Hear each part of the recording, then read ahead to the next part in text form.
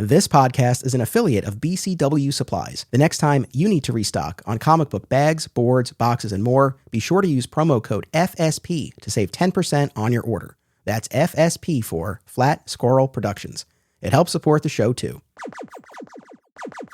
This podcast is made possible by the support of our Patreon community. Sign up for a monthly or annual membership at patreon.com/Anthony Desiato and choose from a range of rewards.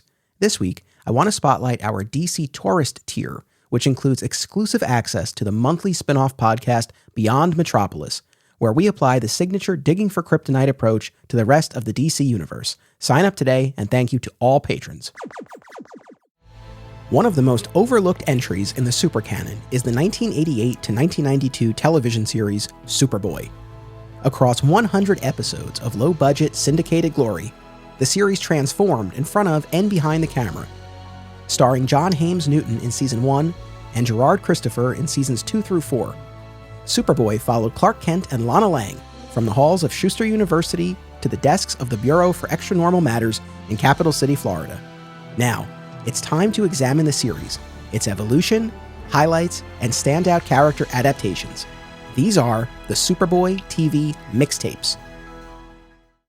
Welcome to Digging for Kryptonite, a Superboy fan journey. I'm your host, Anthony Desiato. This is the first of the Superboy TV Mixtapes, and joining me to discuss the evolution of the series and Clark Kent's journey across 4 seasons is Superman historian and returning guest, Ed Gross. Welcome back. Thank you, Anthony. Happy to be here, as always. The Superboy TV show. We made it, man. We're here. The place you thought you'd never get to. Here you are. As I've come to learn, you do enough of these episodes, eventually you get to everything.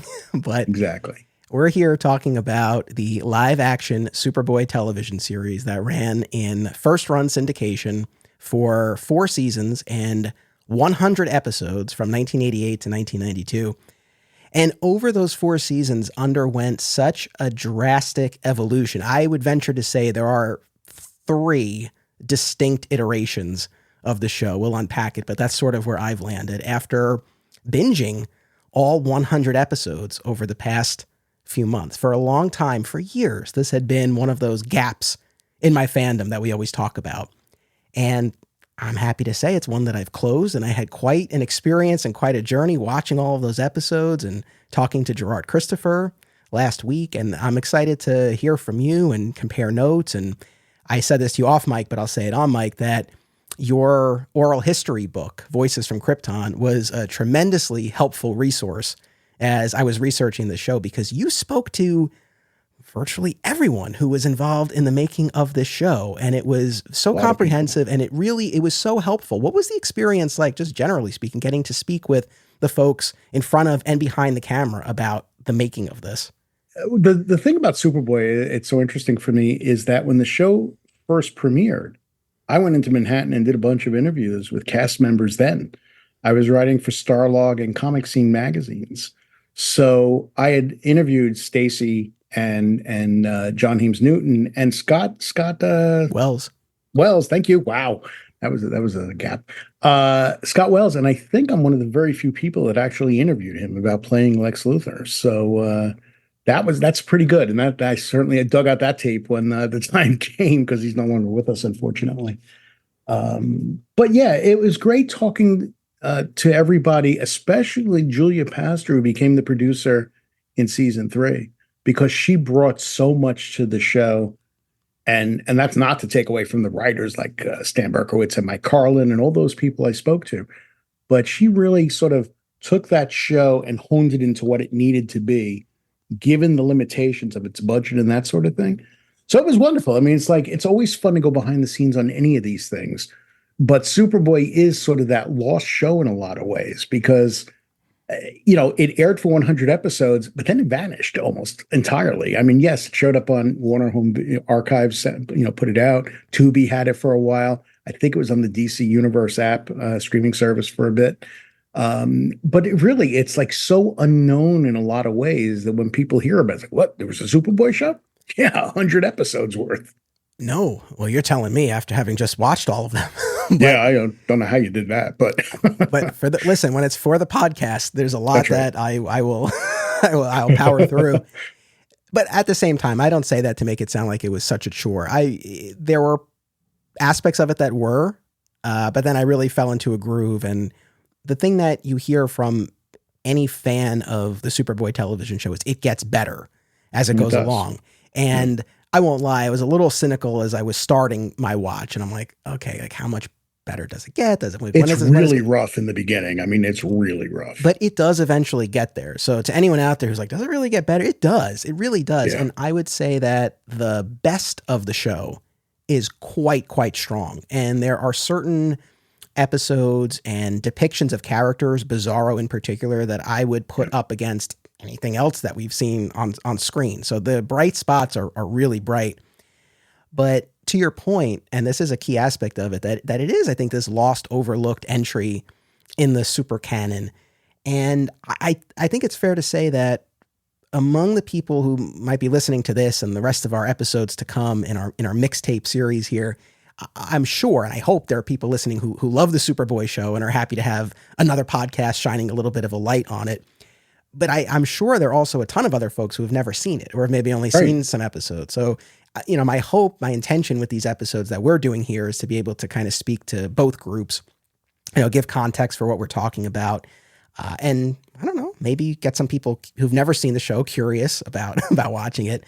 Your other point is well taken too, but just about the lack of availability. I mean, I own the DVDs, and last I checked, seasons 2 through 4 are pretty readily available. Like if you go on Amazon, the first season is rather rare and can go for somewhat hefty price tag if you're going through an Amazon seller or eBay or something like that. The episodes are all available to purchase digitally, but they're not currently, as of this recording, streaming as part of any subscription service. Like you said, they were on Tubi for a while, and maybe for about a year or so, and then they went away. And they were on the DC app when it originally launched before it became solely a comics reader. So it has popped up here and there, but generally speaking, it's not something you see around as much. So I'm sure that also feeds into that, coupled with its age and its limitations, probably all plays into why it often does go a bit overlooked. Absolutely. But it's so funny. It's like this weird thing where it's like, I like the fact that I have those 4 seasons on my shelf downstairs with all my other Superman stuff, that it's sort of comfort food knowing that it's there. And to me, it's like I love the Planet of the Apes movies, the original ones. The TV show, I've got issues with. I had issues when it premiered, and I was 14 at the time, and I had issues with it. But if you're in the mood for Planet of the Apes, well, you're going to watch that TV show because it's a part of it. If you love Christopher Reeve, all right, 3 and 4 aren't so great, but you know what?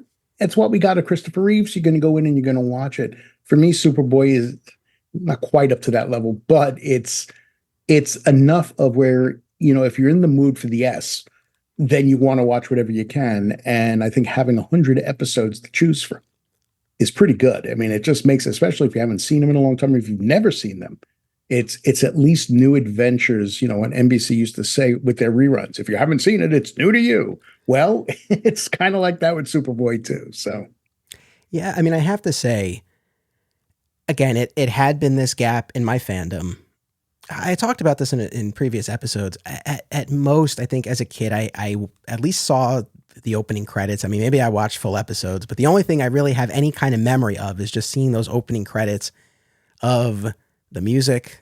I mean, which we have to talk about the music, which is amazing. The repetition of it too. But anyway, but of Superboy flying over the bridge, like I have such a vague memory of being a little kid and seeing that. I've asked my parents, like, did I watch the Superboy show? They don't have any memory of it. As is often the case, many times I say to my parents, this and my other podcasts, I'm like, I'm talking about this. I have a memory. Like, do you have any recollection of this? They rarely do. But so some kind of vague memory of at least watching the opening credits. But then that's really it. I mean, I think it wasn't until the DC app. I remember pulling up a few episodes here and there, not even watching full episodes, but just scenes here and there, like just out of curiosity. And I must have pulled up YouTube clips here and there, but even those are hard to come by. So again, it really wasn't until I sat down with these DVDs that I really watched the show in earnest. And so I know that in the past, on or off mic, that I've probably overlooked or neglected it in discussions of various aspects of the Superman mythology, and other times where I'm sure I've probably been dismissive of it. And I wouldn't fall into that trap anymore. I mean, I think one of the things that I come away from my viewing project with is a true respect for the series. I think it earns its place in the Superman mythology for the reasons that we'll talk about. But again, I'm glad to have seen it now.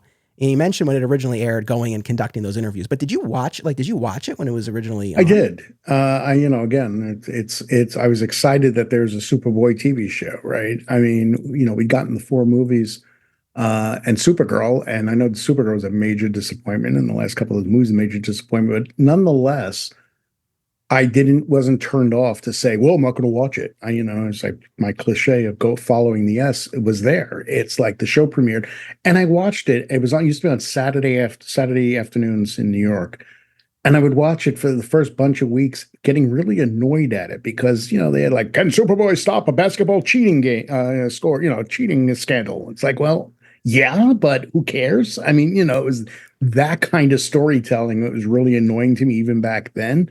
But I did watch it, and I did notice how I didn't stay with it religiously, but I did notice that as it went on, and when I would pop in to watch, it was improving. And that's the thing about this TV show is instead of just accepting its mediocrity, which is how I have to describe the first season, those first batch of episodes, this was a show that almost constantly was at least attempting to push itself forward, attempting to make itself better.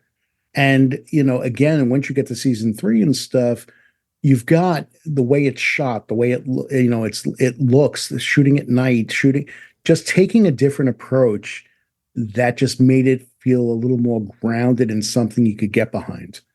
Whereas those first couple of the first season especially, but still it is dopey for a while until it sort of gets into its groove. But again, it recognizes its faults. Like, okay, Scott Wells wasn't a good Lex Luthor. What did they do? They got rid of him and they got Sherman Howard, and he was a great Lex Luthor, even though he was a little jokerish. He was a much better thing. So at least they were trying to make the show better as it went along, and that's applaudable.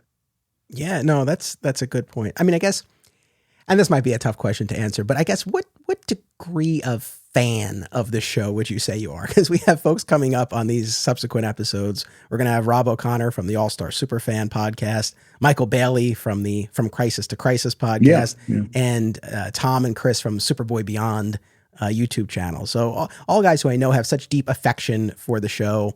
I'm curious how you would characterize your own fandom at this point. I think part of it has to do with, when you were how old you were when you were introduced to it.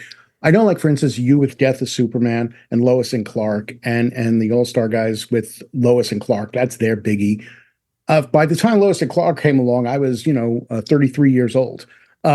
So I was in a different place. I mean, remember, I caught reruns of George Reeves and then The New Adventures of Superman on Saturday mornings first run. So sort of I was building all along from there, and I'm able to put all those things in their proper place, so to speak, in my memory and my passions. Superboy to me is not super high up on the list, even though as a kid I read like every Superboy comic and Superboy and the Legion of Superheroes and all that stuff. I wanted to love it, but I couldn't, especially in the beginning. As much as I've gained affection for it, if you were to say, well, where do you rank it among all the Superman projects? I don't know. It's still kind of low, really. I'm happy to have it and to be able to go back, and I enjoyed sort of watching the episodes for our talk tonight. Surprisingly so. In fact, I enjoyed them much more than I thought I would. But to me, it's more like it's a part of the mythos. It's part of the history of the characters' adventures, and I'm happy to have them. But I wouldn't hold them as super high regard and compared to. I mean, does it compare to Superman and Lois or Lois and Clark? Or no? I mean, it just simply can't. But given its limitations, it's okay. It's fun. If nothing else, it's fun. No, fair enough. And again, I really got to the point in the viewing of this, and I didn't know if this point would come, and I was very grateful when it did. When I really found myself enjoying it, as opposed to, okay, I've said that I'm going to watch all of these for the podcast, and I'm going to do it. From that to actually looking forward to upcoming episodes and enjoying what I was watching, and I did eventually get to that point. I don't disagree with you. I think if I were to produce a ranking of my own, it probably would be on the lower end. And I think that's a function of, yes, its limitations, but also just the strength of what it's being compared to. And like you said, though I know we have years between us, but the age really is such a critical factor here Oh, I think because so. Yeah. it starts in 88. I'm one. had Right. had I been just a few years older and catching these episodes, it's probably fair to say I would feel about this the way I feel about Power Rangers, which is Yeah. a huge piece of my childhood, something I still love. I did a whole podcast series about it last year, and Right. it was so fulfilling to go back and look at everything with adult eyes. But I think in part that worked because I had that childhood experience. Yes. So yes, I was 28 when the show premiered, so that's a big difference. yeah. Well, look, I always think about that with Smallville, and I always talk about how I was the same age as Clark on that show all the way through, and how I know that had to have fed into why I was able to connect with it.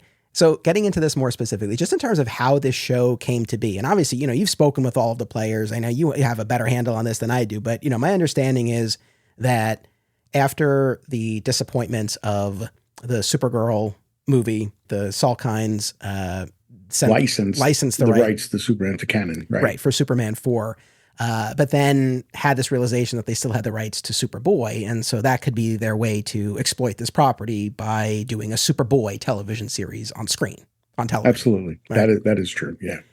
And what's funny about it is it comes at such a weird point in time because in the comics, we had just had Crisis on Infinite Earths and John Byrne's Man of Steel reboot. So the entire time that the Superboy television series is running for 100 episodes, Clark's history as Superboy has been excised from the comics. Yeah.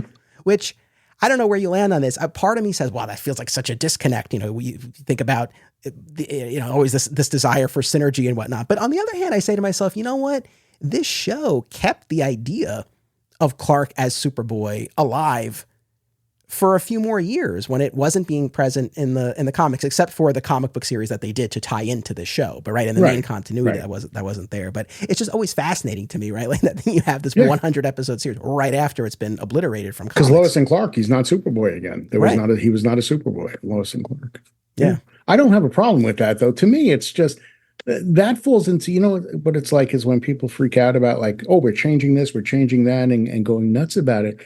My attitude is just a lot more relaxed, shall we say, in the sense that, oh yeah, he's not in the comics anymore, but that's all right. I got a TV show of 100 episodes now where he's Superboy again. I mean, and if you don't like it, if it doesn't fit in continuity, don't watch it. I mean, that's the solution, right? It's like when they rebooted Star Trek, right? Oh, they're eliminating the original timeline. Oh, they're wrecking it. Don't watch it. Don't go see the movie. That's how I feel about this too. To me, okay, the comics are doing its thing, but I never looked at the comics as sort of the guidepost of what the filmed versions, whatever they may be for TV or movies, have to follow those comics. I'm looking at the character of Superman. That's all I care about. Right. Or Clark Kent or whatever it is. But that's the concern I have. Does it feel like Superman? Yes. I mean, so that's the answer. So for me, go ahead. Thank you. Thank you for 100 episodes of Superboy that when he's not in the comics anymore. In terms of just the concept and the setting of the series. So season 1 and 2 both take place at Schuster University in Florida, which is where the show was also filmed. Conveniently, yes. And in this first season, you follow Clark and Lana, who are established as childhood friends in Smallville, who now have gone to college together, and Clark's roommate, TJ White, son of Perry White, editor of the Daily Planet. And Clark and TJ work for the school newspaper, the Schuster Herald.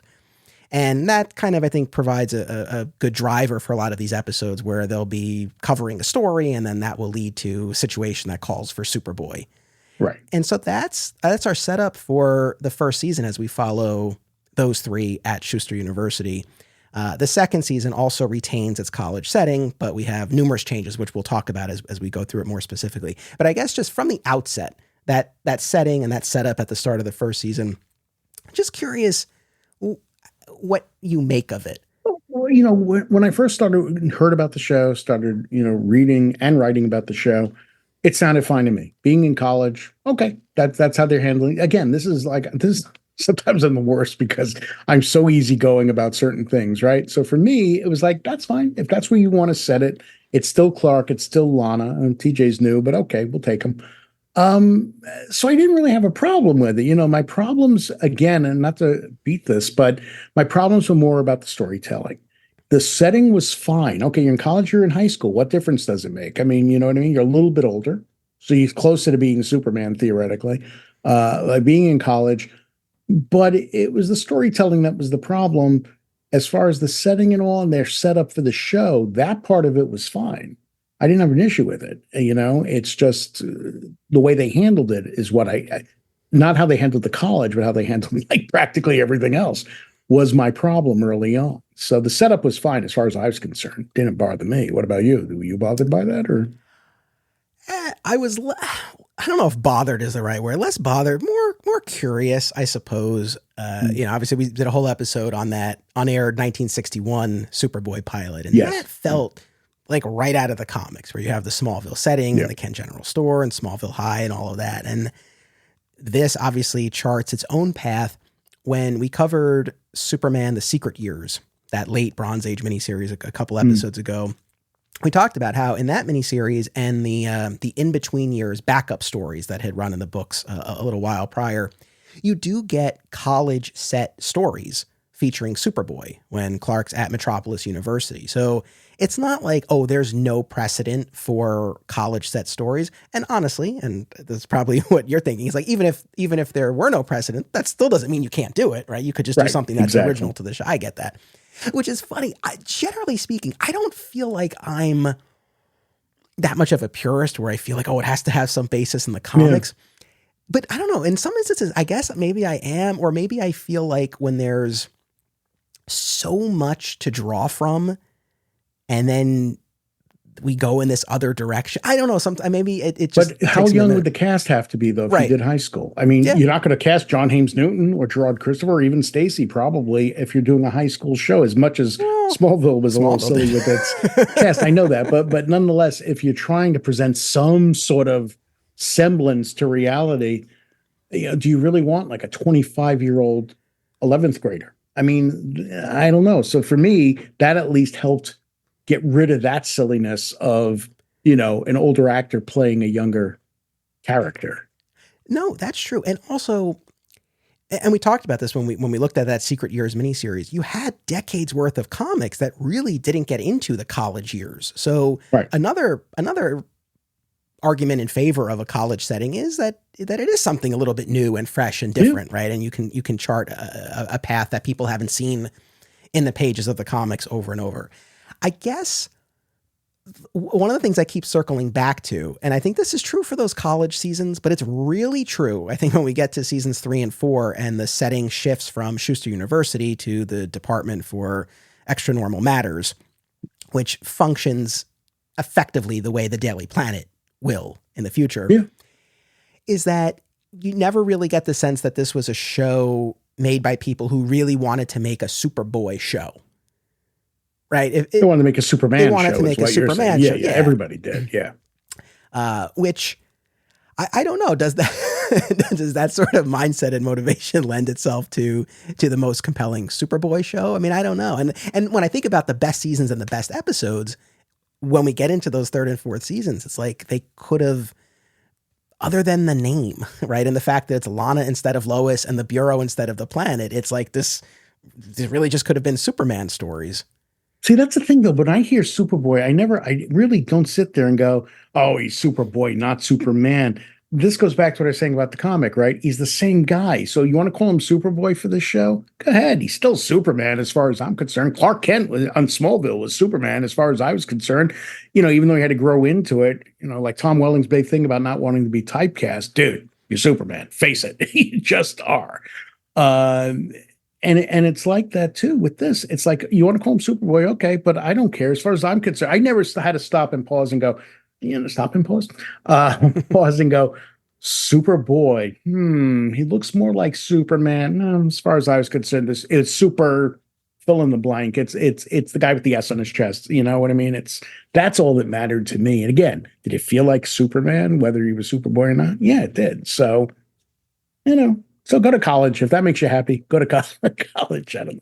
So easygoing, Ed. I am. Every Superman fan, myself included, had this mindset. We would just be so relaxed, just taking it as it comes. That's probably the healthier mindset to have. Follow the S, my friend. Follow the S. Yeah. I just enjoy it. I mean, what can I tell you? No, fair enough. Well, circling back to this first season, one of the things that comes up in your Voices from Krypton book, the interviews with everyone, especially talking about the first season, was how really they were like flying by the seat of their pants, and you had people who just didn't have necessarily the experience and expertise making the show. And it was, again, shooting in Florida at this new studio and no people who knew how to shoot. That was the problem too. That was one of the common mentions that people made, or comments that people made, was the fact that they were in an area where people really didn't know how to be innovative filmmakers. They might be able to stand behind a camera and do something, but they didn't know how to bring something extra to it, like you would find somebody in Hollywood doing, or New York even. But that was the problem, part of it, in terms of production. And so we had, of course, we mentioned him already, but John Hames Newton as Clark Kent Superboy in season 1. Stacey Hyduke, am I saying that right? You know what? I don't know. It's Hyduke, it's Haydick. I'm not sure which it is, but I believe I've heard Hyduke, but that's my understanding. Stacey. Let's just go with Stacey, who's a real sweetheart, by the way, but that's besides the point. And James Calvert, right, as TJ White. Yes. Stacey, I think are we in agreement she is the glue and the unsung hero of this series? Oh, yeah. I mean, absolutely. I mean, we change Superboys, but we don't change Lana's. And Lana is the one who's not just some, the girl who gets in trouble and Superboy has to rescue all the time. There's more meat to that character with her because of her, I think, that she just brings a warmth and a sense of reality to Lana that really does help the show a lot, I think, through its course. I mean, obviously she gets better as the show goes along, and I do think she does a lot for it. But yeah, like you said, we change Superboy actors, we change Lex Luthor actors. At least that's accounted for in story, whereas the Superboy recasting is not. The settings change, the tone changes, the lighting of the show changes. There's so much that shifts over the course of those 4 seasons, but she is the one constant. Yeah. Across those Absolutely. 100 episodes, and does such a tremendous job as Lana. Honestly, man, I'm very conflicted and confused when it comes to on-screen Lana Langs, because due to how formative Smallville was at that point in my life, Kristen Krug, I think, will always be number 1. But then, then Superman and Lois comes along, and they cast Sloane from Entourage as Lana, and they give us who's great, probably the most mature, nuanced take on the character. And I'm like, I don't know. And then, of course, we can never forget Annette O'Toole. Right. But she was an adult Lana when we met her. So that's different than sort of being the pal of Clark Kent growing up. You know what I mean? That does make a difference. Yeah. And then I watch this, and Stacey looks the part. Yeah. Right. The last time that we would get an actual redheaded Lois, Lana on on screen, that's to date, but looks the part.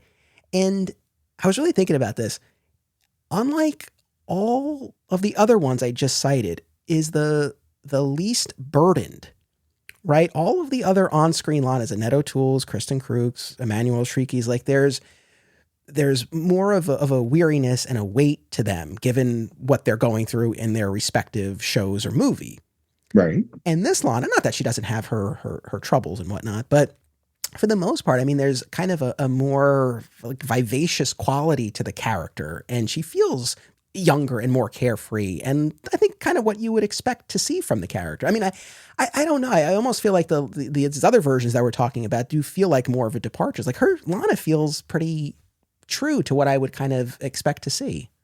I wonder if part of the lack of weight that she's carrying has to do with the fact that for vast majority of the show, they could not decide what Lana's relationship was with Clark or Superboy. I mean, that was the thing that I thought was a failure of the show in some ways, is they took so long to figure out to even have Superboy and Lana kiss, but it still wasn't Clark and Lana kissing. It was Superboy and Lana kissing. So there wasn't that, and maybe that lack of worrying about a relationship was able to make her be lighter than these other ones. you know? Yeah. I mean, again, you compare it to Smallville, and there was so much angst in that relationship, coupled with the fact that she had lost her parents in the most traumatic fashion imaginable in the meteor shower. So, there was a lot that was going on with that version. But yeah, I mean, I love the take on Lana here. And maybe I'll kind of argue against myself, because even though I said it, feels like what you would expect from the character, it feels like a better version of what you would expect. Because when you look at Lana in the comics, and now I've looked at a fair selection of Lana in her golden and silver and bronze age appearances. And, this Lana here doesn't put Clark down. Right. There's I think always kind of a kindness and a care toward him. There is a frustration when he flakes, when they're supposed to have plans and whatnot. And especially the season 2 version, who's constantly tripping over himself, but she seems more, kind of amused as opposed to annoyed with him. And she's not silly. Like in the comics, that was one of the things. Because Lana became basically a mirror of Lois Lane, she spent all of her time trying to prove that Clark was Superboy. Right. Here we get, towards the end of the series, which I'm sure we'll talk about, we get a little cuteness with that. But for the most part, it's not the silliness and the lightness of Lana Lang being a clone of that version of Lois Lane, spending her days and nights wondering if Clark is Superboy and trying to figure it out. That's the thing. And I agree with you. I think my only complaint about this, Lana, is that, and it's nothing to do with the performance, but it's just that they, like you said, couldn't make up their mind about where, if anywhere, the relationship was going. And so, that's one of the things that, as I was thinking about the conversation you and I are having, and this idea of Clark's journey over the series, what if any journey can you even say that he has? And there were sort of 3 things that that kind of came to mind as possibilities. And honestly, I don't know that any one of them really rises to the level of a true series-long arc. And I don't think that's what the show was built for or intended for, in fairness. But the relationship with Lana is one. The other is, and honestly, this is really doesn't even really warrant a spot on the list, but is the protecting the identity, which does pop up in a few instances in the later episodes. So that's a constant in Superman anyway, right? I mean, and more of a trope, less than an arc. Yeah. If I had to pick one thing, I think it's trying to learn where he comes from, because but even that only comes up. He doesn't even find that out till the end, and he doesn't even find it out at the end. He finds it out in that one of the 2-part episodes that we'll talk about, Abandon Earth and Escape to Earth, but through the time travel shenanigans, the day never happened, and so he never even learned this information. So, I mean, I don't know. Like when you think of a journey for Clark, is there anything that comes to your mind that you think we can? No, because really it doesn't. It just feels like standalone television of the time. It's, episodic television of the time. Very little continuity. Yes, you had the Bizarro episodes, the Metallo episodes, and Luthor episodes where things would sort of follow up without referencing previous episodes, right? So there wasn't an opportunity, I said this earlier, of that evolution, of that journey. And even the Krypton thing, I'm really kind of, in retrospect, surprised it took them so long towards the end to even really deal with it. And that is such an important part of him.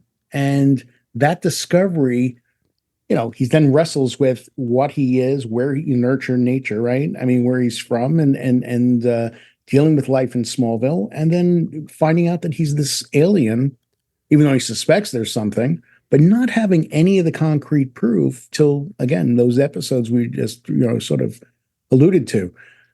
So there's not, to me, I don't look at that show as the opportunity for growth and evolution and journey. I just look at it as Adventures of Clark Kent and Adventures of Superboy and that sort of thing.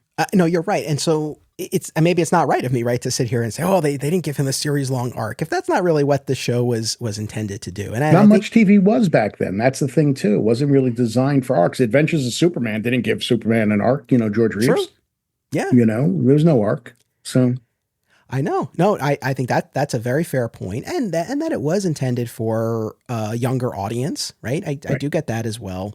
But I think in the context of this larger exploration of Superboy that I've been going through, one of the sticking points for me has been, well, if Clark is Superboy, like literally Superboy, not the Clark Kent of Smallville, who's operating in much the same way. You're talking about putting on the costume, being Superboy, right? Again, it just feels like it's losing an opportunity to show the character's growth, development, evolution. Sure. So that's just kind of what I feel like here. But I mean, I agree with you. I think if you really just look at it as it's like a young Superman show and he's mostly fully formed in this. That's the thing. You're right. But again, it's not, I wanted more, I guess is what it ultimately comes down to. No, I don't blame you. I did too. That's kind of why it falls so low on my rankings of overall. And speaking of Smallville, going back to the whole idea of the setting, I have less of an issue with the fact that he's in college, right? As I do with the fact that they left Smallville on the table for most of the series, like with the exception he only of pops back. A visit or two a season. And that was one of the things, it was really interesting speaking with Gerard Christopher last week when I made went on my whole spiel about the importance of the Smallville setting. And, and he was like, oh yeah, you're right. Like we should have done more. Don't you love that? You got to love it when the actor says, yeah, it's like, if I could go on a quick tangent. Yeah. It's like when I spoke to Brandon Routh and I said my big issue with Superman Returns was that there was no comeuppance for Lex Luthor after he almost killed Superman. I said, my idea is, Lex and Kitty are in the helicopter flying away. The blades suddenly go flying ahead of the helicopter. The sides of the helicopter start crushing in. You cut outside. Superman's got the helicopter. You hear the Williams theme, and that's it. So Brandon pauses for a second. He looks up at me and he goes, we're on a Zoom conversation. He looks up at me and he goes, where were you when we were making the movie? So I love it when they don't think of these things that you point out. So, Well, but I think what's especially odd to me, I suppose, about not making more use of the Smallville setting and the relationship with Jonathan and Martha is that portion of Superman the movie was so powerful and so resonant. And while the Superboy TV series does not strictly, literally actually fit into the Superman, the Christopher Reeve movie series, again, it is from the Salkinds, the producers of it. They use the same team to make Superboy fly as they did in the movies. And the wire work is impressive on the television series. The costume aesthetically definitely feels in keeping with the movie costume. So in perhaps a spiritual sense, if not a strict continuity sense, right? It feels like it could be in keeping to some degree or another. And since the Smallville portion, right, was such a key aspect of that movie, I don't know. I would have expected, even if they were going to Kansas A&M college, right? But that there's still the Smallville presence. Connection. Yeah. Yeah. Yeah. So that more than anything is, I think, kind of because it just feels like that to me is like what makes this chapter in the character's history, whether he's in a costume or not, right? But it's that home base and that relationship with the parents. And it's just surprising to me. Mike Carlin, when I spoke to him for the book, he did say the same thing. He did feel that was the missed opportunity of the show, that it should have been the OC of Smallville. You know what I mean? That's really what it should have been, even though the show Smallville would obviously take that on later. But yeah, that was the general feeling. I think that, it could have been this, and instead it's this. Again, it's Superman Adventures, just they're calling him Superboy.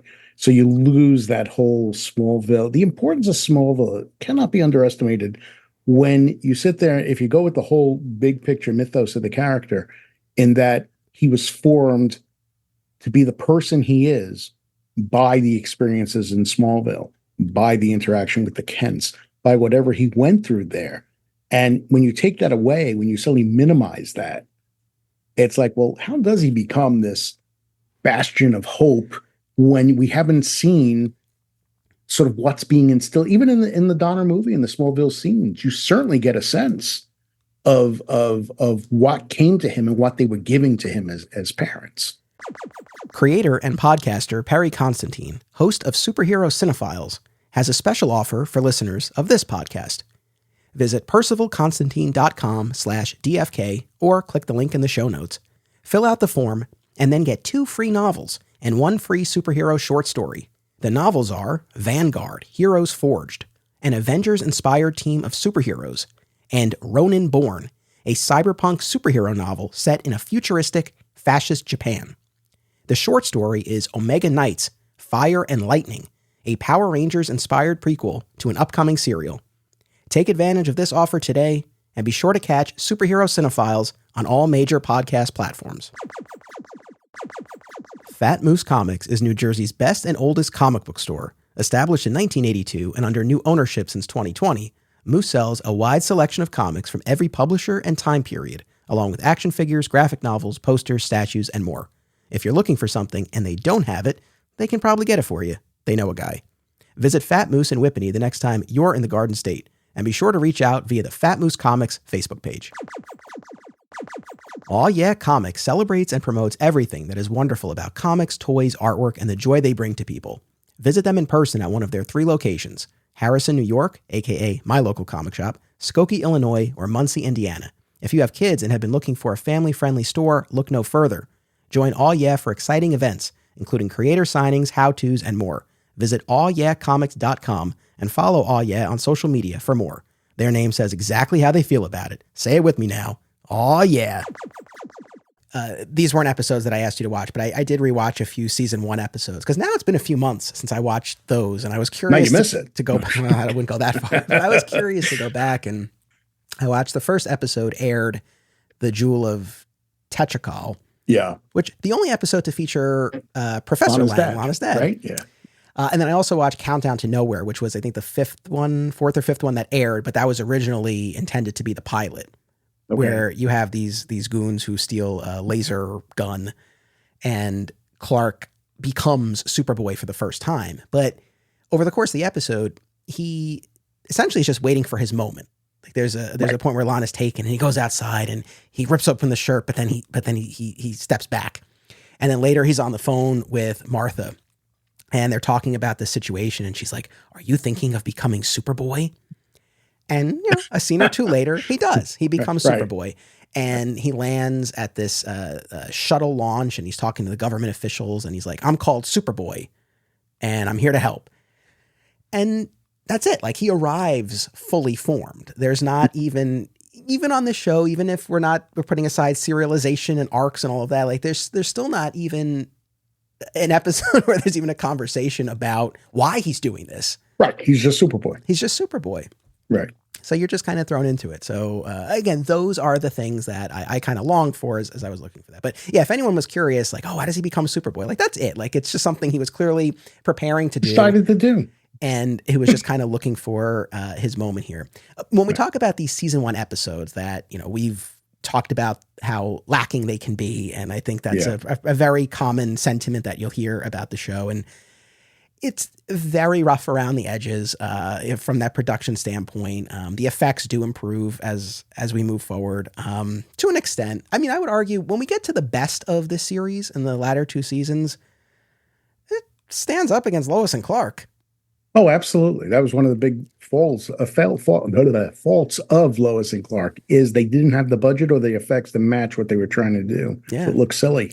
A lot of the times. Like when we talk about what was it about these episodes that wasn't working? You might have your own answer. I mean, I guess for me, especially the couple that I rewatched in that Jewel of Technical episode, Lex and his goon Leo steal this jewel, and Superboy is chasing after them. They're in their car, and it's like he really struggles to stop the car, like to catch up with them and actually stop it. And the jewel had messed with his powers in a previous scene, so maybe he was still feeling the effects of that. I don't know. Nah.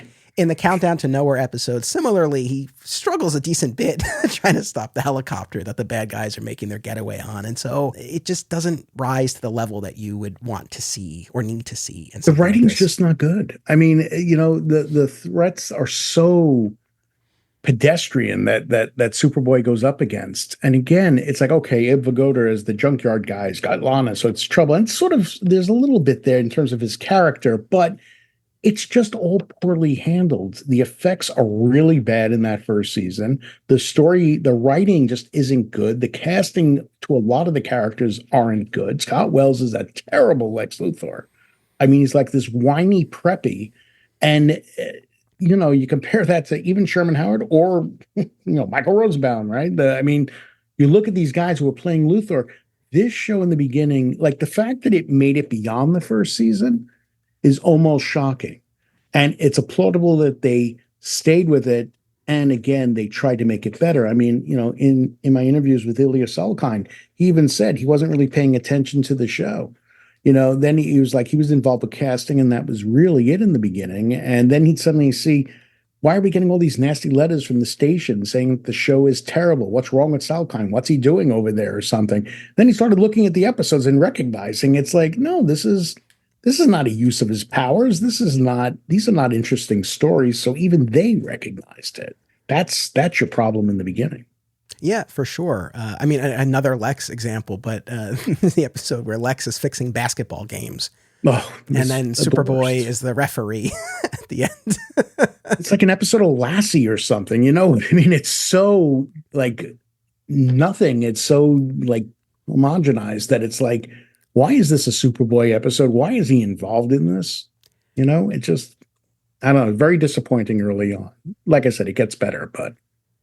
You know, or a couple of things here that are not limited to this first season, in fairness, but our mutual friend Tyler Patrick from the Krypton Report, he also embarked on a recent watch of the series, and I know he'll be talking about it on his show as well. So I encourage people to check it out. But he was a little ahead of me in the viewing, and I remember him saying to me, like, going back to Power Rangers. He's like, think about this like the Superman equivalent of Power Rangers, right? Like this, show aimed at a younger audience, and maybe you'll enjoy it a little bit more. The thing is, that only got me so far, because the example that I always come back to is on Power Rangers. And for people who watch the show, you know what I'm talking about. But if not, I'll give a little context. The Rangers always fought a monster in the episode, but the monster, there was usually a thematic tie-in to some problem that one of the Rangers was experiencing. And yeah, maybe it was a little superficial and there's only so much depth that they could achieve on the show. But just as an example, there's an early episode where Billy, the Blue Ranger, is afraid of heights. And the monster that they're fighting, in order to defeat this monster, requires Billy, with the help of his teammates, to overcome his fear of heights. Right? There's this internal struggle that then manifests in the external plot of the episode. Basic, but it accomplishes something. And there are a lot of episodes here, I mean, I'd say primarily in the first season, but even beyond, where I don't think you even really get that. It's like at most, maybe there's some physical danger that one of them is in, but a lot of them, it's just kind of like there's someone who needs to be stopped, and that's like kind of it. There's not a thematic run in any of these shows, really. I mean, I don't think that you can look at any of the episodes of Superboy for the most part and sit there and go, I see, this is an allusion to, or an allegory of, or something. It's like those golden age, even some of the silver age comics, where it's just very straight ahead. Here's a bad guy, here's a situation, Superboy has to resolve it, we're out of here. Right. But there are at least later episodes where even if it doesn't match what Power Rangers did. That's right. Where there's at least, never thought that would be what the candle thing we're comparing it to, but go ahead. No, but where at least the stakes are more personal. Yeah. Right.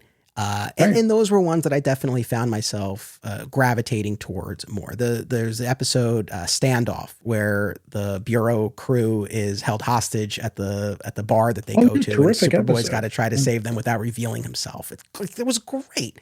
There's a lot of good moments in that. Absolutely. A Day in the Double Life, where Clark's boss at the Bureau makes him keep a log of his activities throughout the day, and you follow him. You know what? Nothing will ever surpass Smallville in my mind or my heart, but it's to this day, it drives me crazy that 10 years and 220 plus episodes of Smallville, you never saw this guy shave.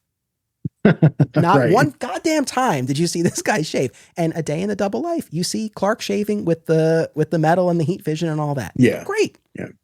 Absolutely. Not that that's personal stakes per se, but still, like, I think there were episodes that got at what I was looking for, but those early ones in particular, a lot of them didn't.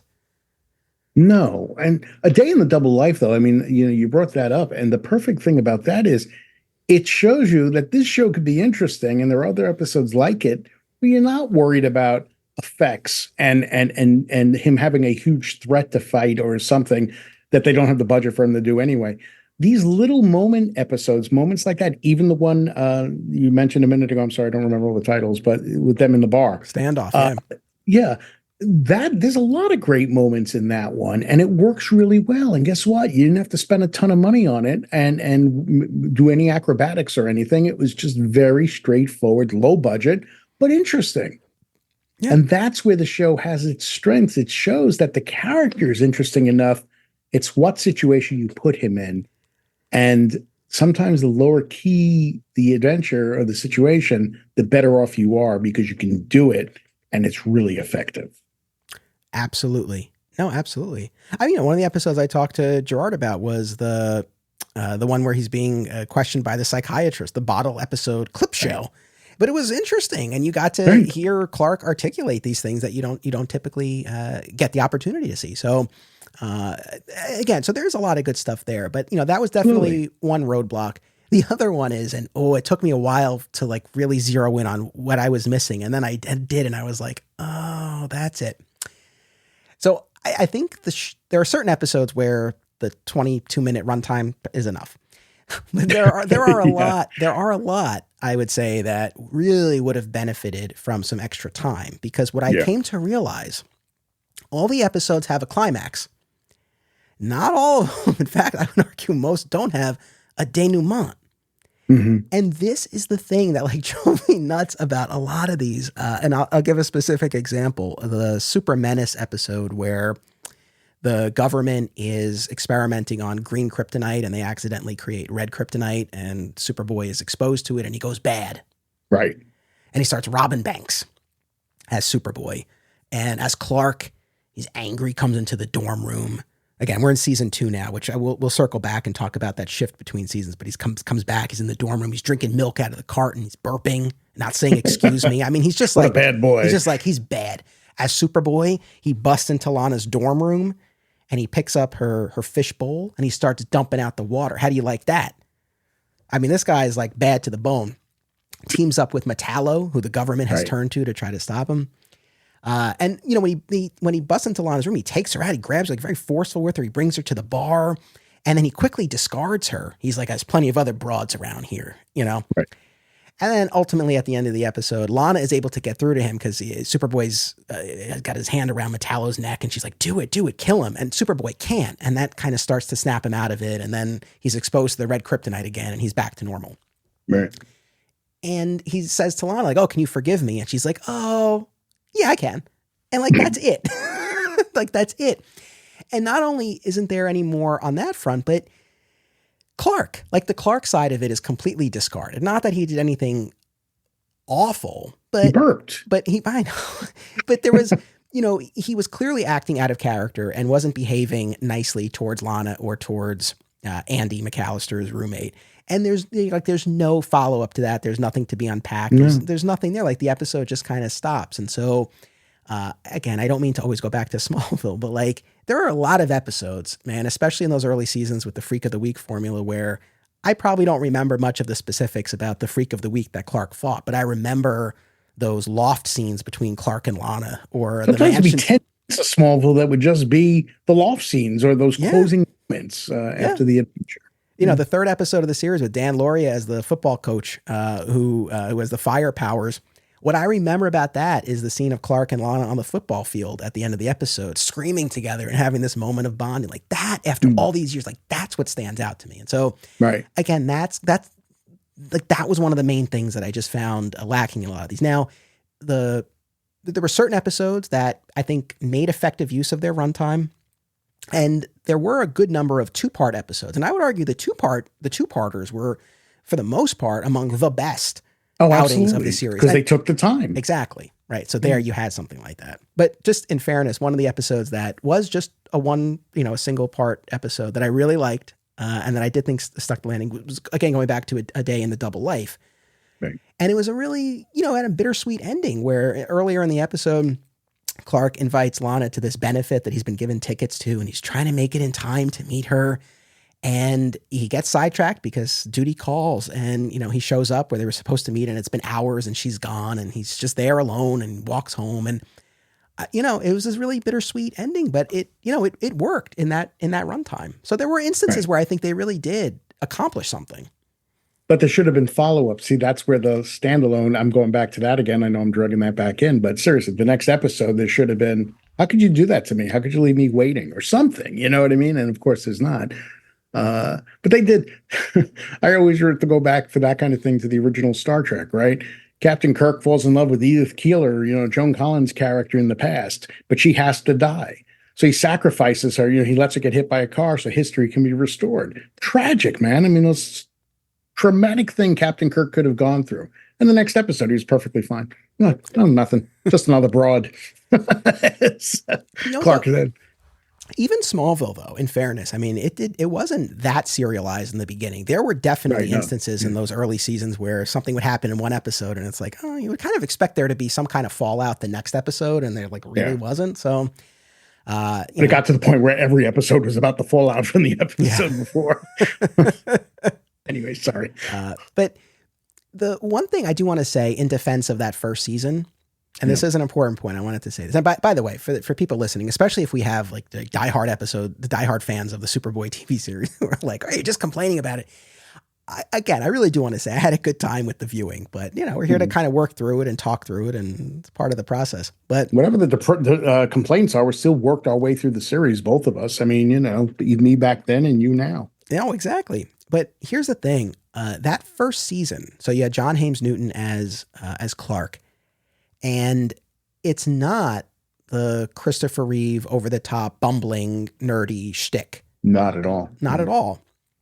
And I like that, especially, and we've talked about this on various podcasts, but especially I think when you're following the character on an episodic basis. I think the movies are a little bit different, and you can kind of, it's a different space. Once every 2 years or 3 years, that's okay. That works, right? For a few scenes, right? But if you're going to be following a character week in, week out, I think there's a level of integrity and competence that the character needs to have if we're really going to be called upon to invest. That's been my position, and I really liked what Newton did in that capacity in that first season. But beyond that, the camaraderie among Clark, Lana, and TJ in that first season rang true to me. Like, they felt like friends. Oh yeah, absolutely. I'll give you that. Seriously, whatever my complaints are about the writing and all that stuff and the effects, no, that part of it did work, and his interpretation of Clark is, I hate to keep going back to it, but it's like George Reeves' interpretation of Clark. He wasn't a dork. He wasn't stumbling. He was every bit as capable as Superboy, but without the powers. Just like that Clark Kent was very capable. I say without the powers, but nobody knew about the powers. That's what I mean by that. But it's the same thing to me. So it was very similar to what Reeves tried to do with Clark Kent then, I think. I got to tell you, man, the one episode that so stood out to me was Troubled Waters from season 1. It's the first time we go back to Smallville. And there's all this business about the water rights and whatnot, but Clark gets off the bus in Smallville, and he's greeted by this hometown girl, and they're full on making out. Like that's right. And he in the episode, especially at the end, it's like he's on the phone with Lana. It's been a while since I watched this one, but he's on the phone with Lana while this other girl from Smallville is right there, and he's basically like, oh, like she's just a friend. But meanwhile, it wasn't like, oh, she gave him a peck on the cheek. She hasn't seen him in a while. Yeah. It's like, no, they full on kissed. Right. I was saying, it's like, what is this? The secret history of Clark Kent. Yeah, and it's never referred to ever again in the series. Yeah, it's amazing to me. But no, I like that camaraderie among the three of them. And TJ White functions very much like a Jimmy Olsen, right? Like he's always getting into trouble. He gets into he's a photographer for the paper.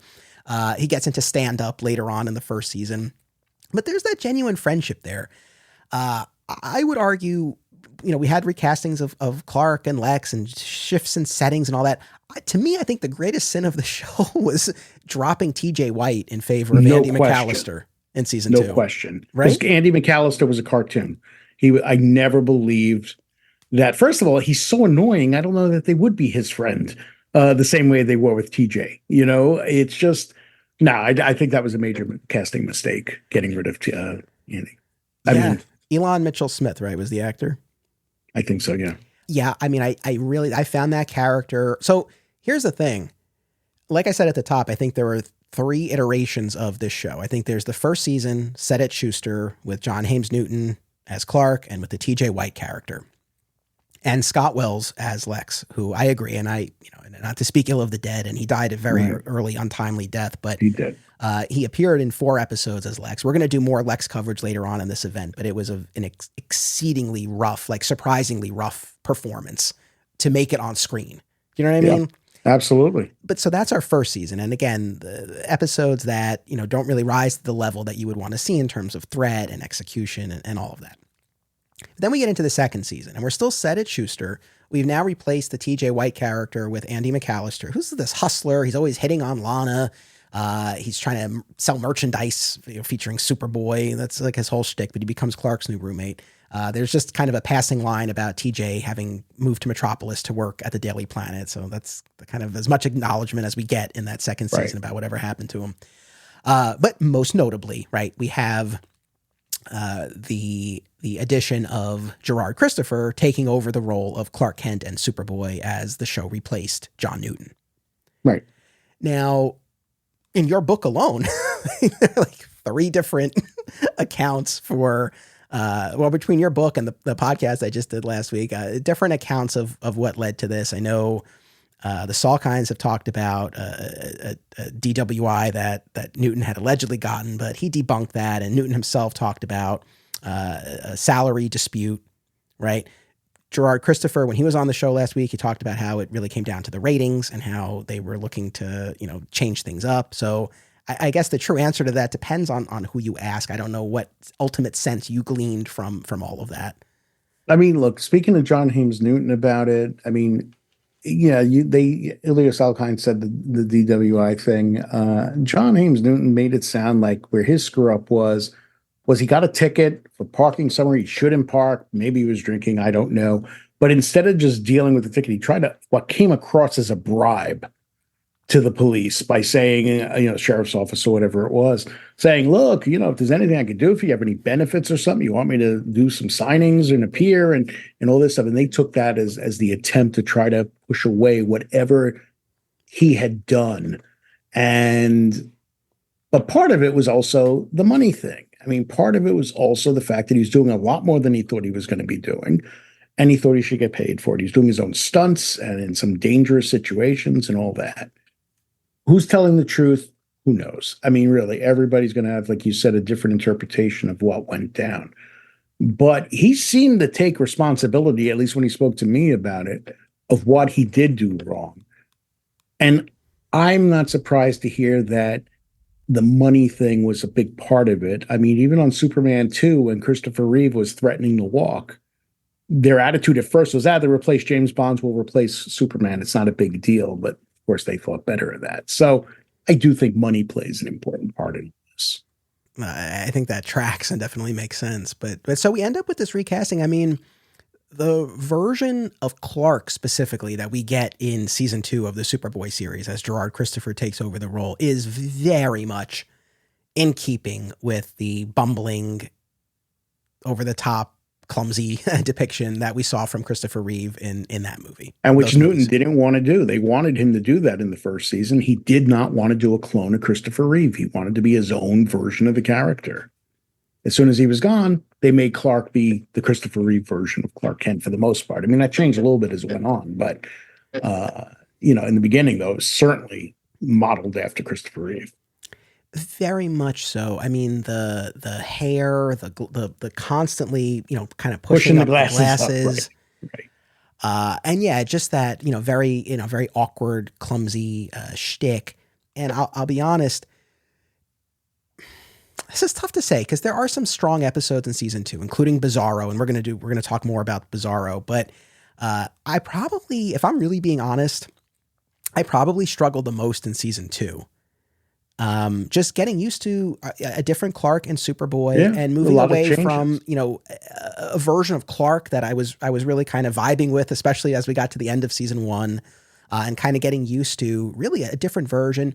Even though Clark in season 2 was still working for the Schuster Herald, that felt like it was less prominent than it was before. And you also lost TJ. So I feel like the Schuster Herald aspect of it kind of faded away a little bit. I really was not feeling Andy McAllister. So honestly, I probably struggled the most in season 2. Honestly, they're also, the stories are getting a little more comic booky. They're incorporating more elements from the comics, but it still feels like a show finding its feet because they don't have the budget and they still haven't figured out the right way for the scripts to deal with these things. So it's almost like a fan film or something being made. They're learning on their feet how to do this show. It's like, okay, we're changing it. We're making it more comic booky, no more, fixed basketball games. And that's great. But it still didn't feel like it was coming together as well as it should have been by the second season of a show. This is a little bit of a tangent, but I do want to bring this up because again, there are fans of this show out there for sure. And we're Mhm. going to be hearing from some of them in upcoming episodes. Right. And one of them in particular, Tom Gallagher from Superboy Beyond, he did a video a couple of years ago now, I think. It's on their YouTube channel. And it was essentially why you should watch Superboy. And it was great. And this was before I had done my watch of it. And it was really kind of interesting because it's like, all right, what resonates with this about other people? Like, I'm always curious. And a lot of what Tom really zeroed in on, and I've heard this echoed elsewhere, I think there are a couple of key points, and I'm sure this came up in interviews, especially with the fans, you talk to. One is the kind of the pedigree of the people involved in the show. Some of them, at least. You have David Nutter, who directed a bunch of episodes, and he would go on to be like the pilot guy. Did the pilot of Smallville, and like a ton of other shows, right? X-Files, he did a ton of those. I mean, yeah. I mean, Jackie Cooper from the movie series, he directed a few in the first season. Right. On the writing side, again, they would, as the show went on, would bring in more writers from the comics, writers and editors. I mean, Mike Carlin and Andy Helfer, Carrie Bates, J.M. DeMatteis wrote some really interesting ones. Stan Berkowitz did a lot of the animated stuff. Yeah, exactly. So in terms of the people, working on the show, I know that's something that's, kind of been cited, and, credit where credit's due. The other big thing is that the show did break ground in terms of bringing characters or concepts to screen first, right? Like this show gave us the first live action Metallo, Bizarro, Mxyzptlk. They did a character that alien who came looking to mate with Superboy, essentially like a version of Maxima. Yeah. There's another one that's a takeoff seemingly on Black Mercy from the storyline for the man who has everything. Although instead of giving Superboy his heart's desire, it's the flip of that. Like there was nightmares that it's conjuring for him, but same type of idea where there's this substance that's taking over him. The multiverse. Right there, we have a pair of two-parters, Roads Not Taken and Road to Hell. It's fascinating where you see alternate versions of the characters, including one, the Sovereign, this evil version of Superboy, who looks very much, or to an extent, like the Red Sun iteration of Superman from that Elseworld story. So, again, those are a couple of things that I think I hear a lot, and I don't know how far those arguments go for you, because for me, I think that's a reason to give the show respect, but being first doesn't necessarily, I guess it doesn't necessarily make me enjoy the episodes anymore. But within that, there are some that I think are genuinely objectively good. Yes, agreed. I mean, I am not, crapping on this show as a whole. I'm really not. There are elements of it where you sit there and go, I want it to be better than it is, or was, as it went forward. And it got better than it did. And some of those episodes are quite good. They're stuck where they can't quite pull it all off effectively because they don't have either the technical ability, the money to do it.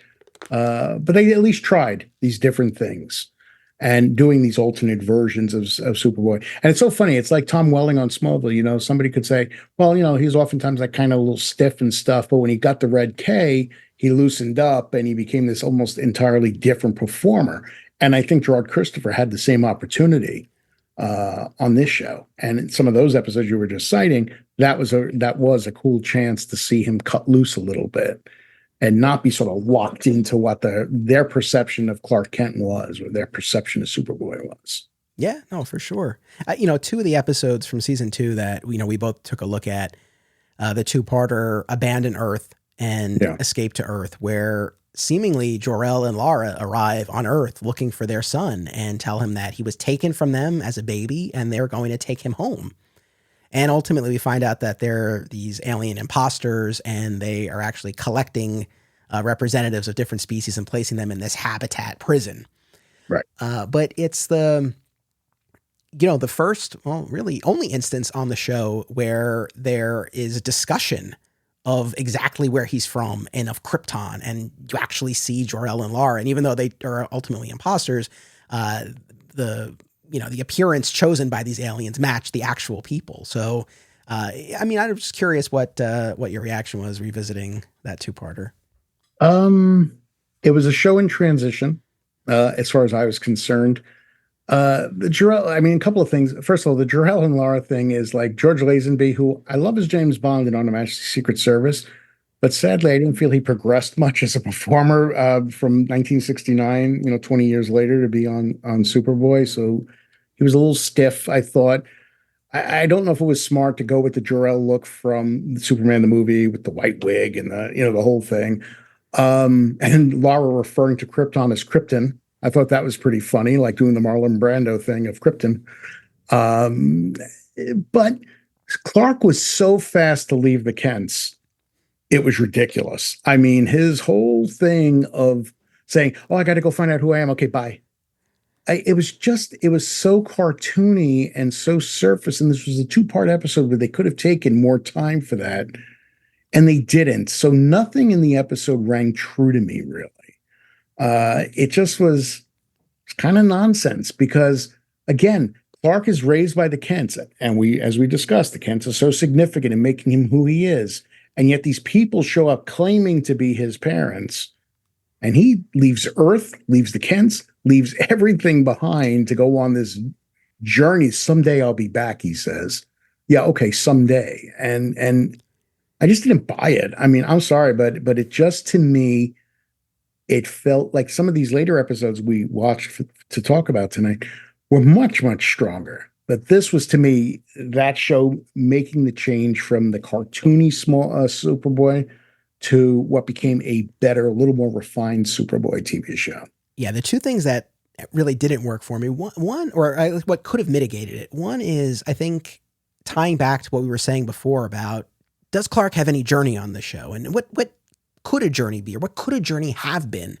Right. And I think if finding out where he came from had been more of a quest for him, I'm not saying, every episode he's got to talk about it, but if from time to time this were something that he talked about, then it might resonate a little bit more when these two people show up. And then hand in hand with that, I think, had he been more explicit, articulating, again, I'm going to be back. I'll be back in X amount of time. Like, I just need to go see. But something. There's more of an air of finality to it than you would expect. And not only saying goodbye to his parents, but there's more that he would be leaving and giving up than even just his parents. And even he doesn't care about any of it. He's just leaving. Yeah. So I mean, I hear you on that. What I liked about this was the aliens also take Lana and Andy, and they're all aboard the ship, and they make this escape attempt, and they end up on the Earth habitat, and Andy is killed. I mean, we'll have time travel reversal later. Right. But in the process of all of this, Alana discovers that Clark is Superboy. Which is great.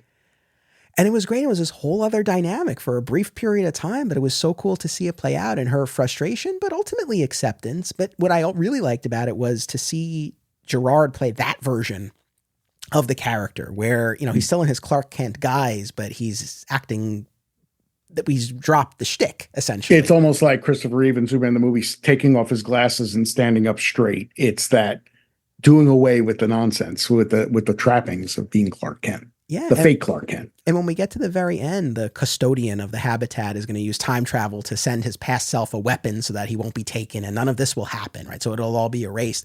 And as they're fading away, you have this declaration of love between Superboy and Lana, and he tells her how important it was to not have to hide for this time, and they kiss. Absolutely. That's great. You're right.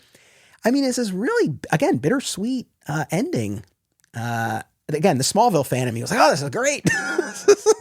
Yeah, but it's like in Smallville, the episode, don't know the episode title, but where Clark has to reveal his secret to Lana and does that thing where he flies with her up, basically leaps, it looks like flying, but then time has to be reversed. Yeah. And it's by Jor-El, I think, and it's all taken away again. Yeah. I hate that stuff. To me, that is such a cheat to give you that and then not be able to follow up on it because everybody forgets it happened. I know. See, here's an instance where I think maybe I'm more forgiving in this instance where I feel like, and I don't say this as a knock on the show, but it's like where these moments are, even if they're taken away, even if they're not followed up. It's a great moment. It's like, at least I can live in that moment and I can appreciate that. But no, I get what you're saying. I mean, there's so much where it's like, oh, it would have been cool to see this play out more. Yeah. But kind of on this note about Krypton. Krypton, please. Krypton. There's the Kryptonite Kills episode from season 1 where Kryptonite is introduced for the first time, and it's discovered in Addis Ababa, right? Which is from the comics, like where they find the Kryptonite. And so Professor Peterson has it in class and takes it out, and Clark keels over right? In pain because of this. He's never experienced this before. It's so weird because like they do kryptonite without any discussion of where it could be from or why it's hurting him. And did they call it kryptonite then or no? I don't remember if they called it kryptonite in that episode. I mean, the title of the episode is Kryptonite Kills, but I just rewatched it and I'm blanking now. They might not actually, no, I don't think they actually say it. Let's hope not, because like, where'd you get that from? No, I don't think they actually say it. Yeah. And it's so funny because like the professor in the background, as Clark is starting to feel pain, the professor's theorizing like, well, this is an irradiated fragment from a planet that was probably destroyed. Right. But then they sent the baby from it before it was, right? Yeah. But then like in the episode, like there's no connection at all between like, oh, if this was from a destroyed planet and it's hurting me, like, does that mean I'm from that planet? Like there's none of that. None of that. And then again, we get this episode with Jor-El and Lara that then is erased from his memory and the timeline. Right. When we get to that quote unquote Maxima episode where this alien shows up on Earth, I think it's that episode where Superboy says like, are we from the same world? So it's like, again, an instance where he's asking the question. Right. And then in the Road to Hell two-parter where we're back in the multiverse and it's the guest appearance by Ron Ely as the older alternate universe version of Superman and talking about the ship arriving at different times and different realities. And Superboy asks him, he's like, oh, like, where's the ship from?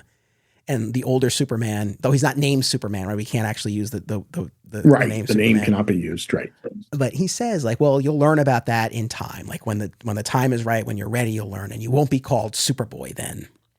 And it's a cool moment. So again, like another instance of him expressing curiosity, but like, unless I'm blanking on anything else, I think that's kind of it, right? There's not a lot that's done where he is seeking that information very much. Yeah. You know, that is a shortcoming of the show, I think. But again, I'm not crapping on the show. I so want to emphasize that, you know what I mean? I'm crapping on some of the show, but I'm not as a whole dismissing it. It just could have been a little bit deeper, even for a kid's show. It could have been those things where Clark going on that quest, trying to, I don't mean traveling, but just trying to figure things out. There's a lot to be explored there, and it's unfortunate they never did.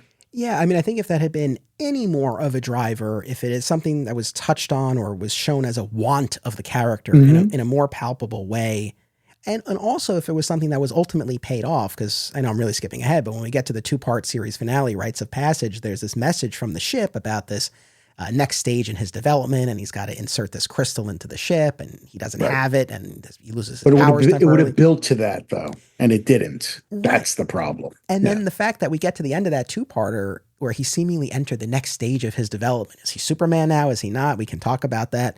But if you had then gotten the payoff of him learning where he's from, at least then it's like, okay, we've arrived at a conclusion here. But it never comes. So again, I really do feel like they left something on the table there. Because you could have had somebody saying, whether that figure that was in front of him or Jor-El or whoever it might be, say it's time for you to learn, time for you to understand everything. Yes. That would have been a great way to end the show. We reference the television series Smallville a lot around here, and there's one Smallville rewatch podcast that's always at the top of my queue. Always Hold On to Smallville, hosted by our pal, Zach Moore. Zach and his guests bring tremendous insight, passion, and humor as they discuss each and every episode of the series that ushered in the renaissance of superhero TV. Listen to Always Hold On to Smallville wherever you get podcasts, and keep an eye out for the other shows under the Always Hold On to banner, including Arrow, DC's Legends of Tomorrow, Superman and Lois, and Star Wars. Filmmakers and movie fans alike should be sure to attend these film festivals: Brightside Tavern in Jersey City, Hang On to Your Shorts in Asbury Park, Point Lookout on Long Island, and Round Reel in Bloomfield, New Jersey. Take it from an alum of 2 of them. Submission information for filmmakers, as well as details about the festivals, can be found at filmfreeway.com. Follow the festivals on social media for news about events, discounts, tickets, and more. Also, listen to the Hang On to Your Shorts and Cullen on Film podcasts, available via a shared universe network. This episode made possible in part by educator, hobby comic book collector, and pop culture enthusiast Sam Lim. Sam is based in the South Jersey area and is looking to connect with other comics fans as well as retailers. They're also looking for comic shops to explore, so recommendations are welcome. Be sure to follow Sam on Instagram at SZL Comics to see their latest comic pickups and shop adventures. Yeah, would have been. But then we shift into the third and fourth season. And that's where I would say we have really the third distinct iteration of the show. Absolutely. Because now the setting has moved from college to the bureau. And they're still ostensibly in college. They're doing this as an internship for credit. But they have their own beautiful apartments in the city, which we don't see them a lot. But when we do, I'm like, oh, they're doing well here with these internships. Not bad, right? Or it's off-campus housing, maybe. Yeah. But they're in this setting. There's the director of the bureau, Dennis Jackson, who's a Perry White-esque figure. Yeah. And then you have Agent Matt Ritter, who, honestly, man, the two of these guys, to me, maybe you got more mileage out of them, felt like the biggest non-entities.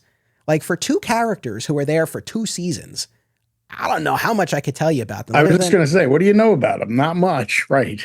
I mean, Ritter has the one spotlight episode where he's a descendant of this African tribe, and they do the Katia chant, and they're able to fly, right, but it causes fires, and he has to give up the flight, but then Superboy takes him to fly. Jackson's a bit of a horn dog in a couple of instances where we see that. But other than that, I mean, very much like the bureaucrat, which is interesting. I guess I had a different view of what the bureau setting was going to be like. I really thought that it was going to be a lot more about them, like active investigating, but a lot of it was just like the X-Files or something, right? I mean, even though there weren't an X-Files at that point. But. Yeah. A lot of it ended up being them more just like filing reports and doing paperwork. But then at the same time, I'm like, no, like that rings true about what, like, just thinking about government bureaucracy and what. Yeah, but who wants to see that on a weekly basis? That's the thing. But hand in hand with that shift, and both Clark and Lana go there. Mercifully, we drop Andy McAllister. We visit with him once in the 3rd season when he's working on a movie set, and that was sufficient. But so we have this new setting that functions very much like the Daily Planet. And we also have, you had mentioned her at the beginning, but Julia Pister, right, as the new supervising producer, and Stan Berkowitz as the story editor. Was that his title? Yeah, he was story editor, and she really became the guiding force on the show. And you see it. Oh, it's such a night and day thing. It's unbelievable what she brought to the show. I really have to give her credit for a lot of this. Night and day, right? Like a lot more nighttime set scenes. The show is lit so differently. Yeah. Which, and she talked about it in your book, right? About how, the idea is Superman is this light in the darkness, right? Like if you have him out in broad daylight all the time, it's, it only goes so far. But when he's that light in these darker lit scenes, like it really pops. But she wanted it to look more like a movie than a low budget syndicated TV show. And frankly, a lot of the changes she made by doing things in more closed settings, like the bar in that episode and things like that, and showing Superboy at night walking down a street, it does change. It changed so much of the show, and the writing got sharper. I mean, there's no question that the writing got better. And the effects look better too because of the new approach, I think. So it wasn't that horrible matting where he's flying and it's just terrible looking. They really tried to take their resources they had and do something better with the show. Again, this is a show in evolution, right? Not the arcs, not the storylines, but the show itself goes through a marked change at this time. And along with this, the depiction of Clark, right? We really drop that bumbling shtick. He's more mild-mannered as Clark, but it's really a drastic difference. And when I talked to Gerard and I said, I really love the lane that he found for the character, I meant it. Like I really meant it. No, you're absolutely right. Because I like the look with the suspenders and and it just, I don't know. I think that was the right groove for the character. And those 3rd and 4th seasons were particularly strong with some really standout episodes. I know one of the ones we watched, mostly I put this on there because I know, again, what a George Reeves Adventures of Superman fan you are, but Superboy Lost, the takeoff on Panic in the Sky, where Superboy loses his memory trying to stop an asteroid. Absolutely. And again, that's a situation where, okay, they didn't have the money for big effects or anything else, right? Because when he goes and he's plummeting to Earth or whatever it is at the beginning, it's like, the effects weren't that great. But when he lands and he's found by that woman and her son and nursed back to health or whatever that involves, but bringing him into their cabin and him being with them and not knowing who he is, it lets Gerard do something different with Clark. and not be like the evil Superboy, you know what I mean? The evil Clark Kent. And you just see that different side, but the setting is different. It's all low key, and it has a rooted feeling to it that is really beneficial to the show, I think. So, and you get to see him like the guy's come to steal the kid for, the father, and he's slamming the guy against the tree. I mean, the guy's a little quick to say you're killing me because, you only hit him once. But the point that he recognizes that this is wrong and he shouldn't be doing this, so even though the memories aren't back, those sort of his inner nature is coming out, and there's just a lot of good stuff in that, a lot of good moments between him and her. And again, you don't need big budgets, big effects to tell a story like this. No, absolutely.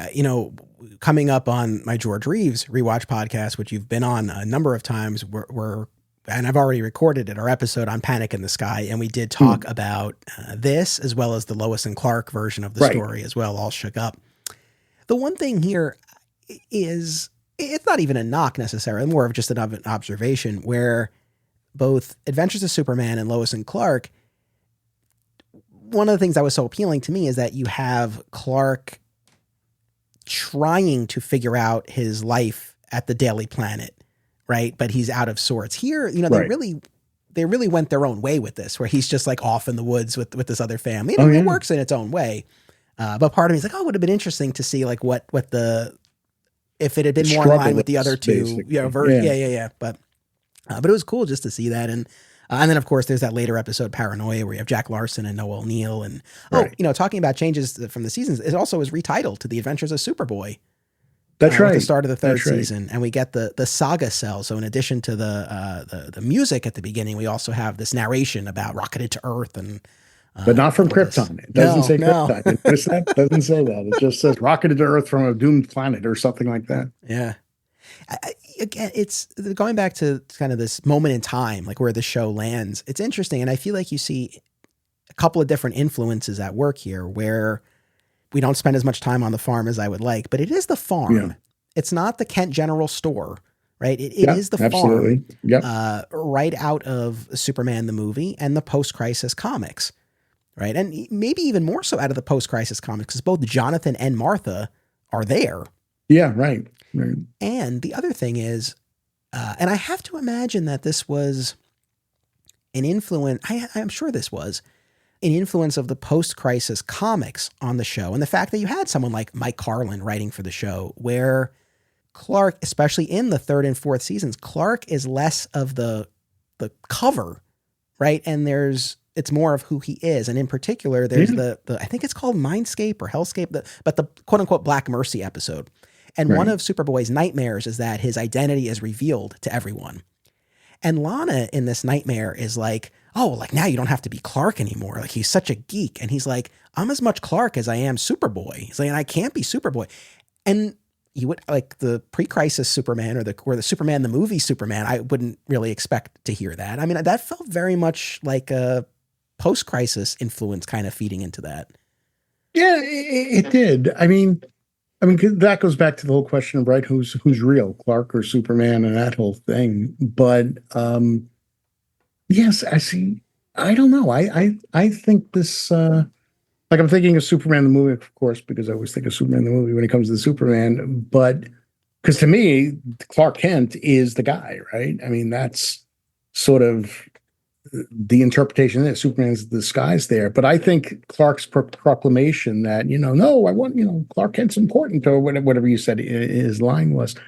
I think it's highly significant for the character too, because I think he wants to hold on to that. Just embracing Superboy and nothing else would be a terrible way to live. It's like when his identity was exposed in the comics by Brian Michael Bendis. That creates just takes away such an important part of who Superman is. So anyway, I don't even know if I answered your question just then, but there you go. But yeah. No, absolutely. And kind of along those lines, not to keep beating up on the season 2 depiction of Clark, but there is an episode where Clark's on the phone with his mother. I don't think we don't see her. I think we just hear Clark's side of the conversation, and I can't remember what episode it is, but he says something to the effect of like, clearly she's asked him like, oh, are you going to ask out Lana, or does Lana like you? It's like something like that. Right. And he's like, no, like, she's only has eyes for Superboy, or she's only interested in Superboy. And the thing that, and he said it in kind of like a longing, wistful way, and it kind of Hmm. annoyed me because it's like, well, if this is if this is the caricature of yourself that you're going to pretend to be near her, what do you expect? Yeah. Not Yeah. that, What's not appealing about it? Not that you beyond the fact that he's a nice guy. right, and What's appealing? not that Lana or any woman like couldn't or shouldn't fall in love with a geek, a clumsy geek, but it's like that's not who he actually is. Like again, he's going out of his way to pretend to be Right. this. Yeah. So the idea that she wouldn't gravitate towards that, it's like, well, yeah, like what I don't like. It annoyed me, and that's why when we get into the later seasons again, like that felt far more of the right track for the character. Yeah. I mean, I also, with the Lana thing, one thing that bothered me, as much as it was nice to see, like towards the end there, where Superboy and Lana would kiss, it was always Superboy and Lana. Nothing developed with Clark. To me, that creates that ongoing drama, basically, or challenge, because she's so taken by Superboy, but she can't be bothered with Clark. Head beyond friendship. I mean, she's a good friend of his in this show. You know what I mean? But they never took that or tried to merge it. That was the problem. They never. It goes back to what I said earlier. They couldn't figure out what they wanted to do with those characters. Yeah. And so, yeah, she had a romance with Superboy starting something. They never really explained what it was. It was just like, ooh, let's let them kiss because that's what the audience wants. But then poor Clark, she cares about the guy with the powers, not the guy who's the normal guy. So I don't know if that was handled well, really, ultimately. But I think you're right. It's like I ultimately, after watching 100 episodes, I don't really know what I could tell you about what the show was trying to say, if anything, about that dynamic. I mean, other than yes, clearly she clearly has romantic feelings for Superboy, and they do kiss. Again, it never gets to the point of a defined relationship, but they do share a number of kisses. Again, it's all very chaste and whatnot, and you never see them on a date or anything like that. Like it's just they'll kiss occasionally. But on the Clark side, that day in the Double Life episode where, he asks her out to that benefit. I mean, like that, when she's waiting for him at the bar and he doesn't show up, like, that could have been something, but it was never capitalized on. If the night happened, maybe something could have developed between Clark and Lana if they went out on that date. But again, they didn't, and they never dealt with it again. So that was a lost opportunity, basically, I think. I know. Now, we've talked about, albeit briefly, but the day in the Double Life and the standoff episode. I do want to circle back to, or I guess bring up for the first time, that Rebirth two-parter where Superboy thinks he's killed someone. Yeah.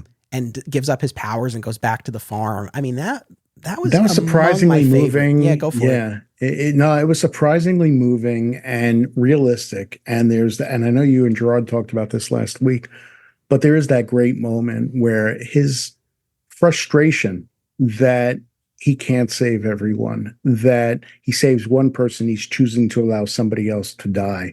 That was really heavy for that show. I mean, seriously, that was I don't know who wrote the episode, but it was really well scripted and well acted. Years ago, Jeff Loeb said to me, if Superman has any angst at all, it's that he can't save more people. And that's the crystallization of that how do I choose? Who am I to choose who lives and who dies, basically? Right. And you could see why that would sort of immobilize him temporarily, trying to wrestle his way through that. I mean, it's funny, but like that's one of the core ideas that I think Batman v Superman, right, was trying to get at, especially when you have all those talking heads about the nature of Superman and his role in the world. And it's like every act is a political act, and choosing to save, one person, what is the implication of that, and choosing that person over someone else. And you had to have a heavy theme. Yeah. And then there's this in the part 2, the scene out in the field with Clark and Martha, when, she talks about when Jonathan went off to the war, and, she was concerned not just about what would happen to him, but it's like what he would do, right? Like to be with someone who might kill, who could kill. And like, what does that mean? And coming to terms with that, the ultimate way Clark works his way through it is, Pa gets his arm stuck in the machinery and he has to use his powers to save him. And then that kind of snaps him out of it. And of course, Lana's been investigating, and it turns out that Superboy wasn't responsible at all for the guy's death. And right. You go back to Batman v Superman, right? Where that woman lies about the Superman killing those guys at the beginning of the movie. It's kind of like that. It's like this guy lying to do this. It's just a well-written all around and performed, I think, two-parter. And it was like almost a real standout for the show as a whole, I think. Yeah, I mean, the last episode of this mixtape series we're doing, we're going to count down our top 10 favorite episodes. And, even just from listening to this episode, you folks might be able to predict what some of my picks will be. Now, that one stood out. I love that one so much. It had, very strong. Because again, it had him bringing up these questions, wrestling with those ideas, and doing it on the farm. Like, it just, I think, tapped into all the best of this. Yeah, it really was. One of the other ones we watched was Obituary for a Superhero, which my understanding was originally intended to be the series finale, but then was rewritten, and instead we got the 2-part Rites of Passage. But Obituary of a Superhero still lived on in its altered form.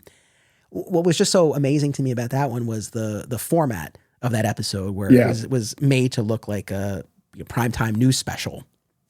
Oh, absolutely. And it was, again, in some ways, very much a budget conscious show, right? Because it was a newscaster cutting to different people he was talking to about the supposed death of Superboy.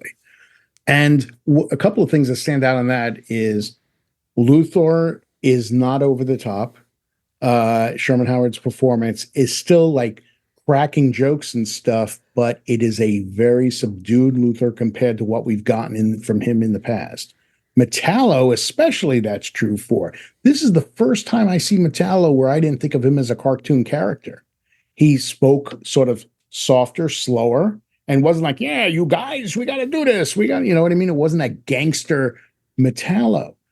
And then there's the moment where Superboy reveals himself after Luthor admits that he thought he had killed Superboy, and Superboy shows up. And in that great moment, I don't know why I liked it so much, is he just grabs Luthor around the neck and just lifts him up and is just holding him up.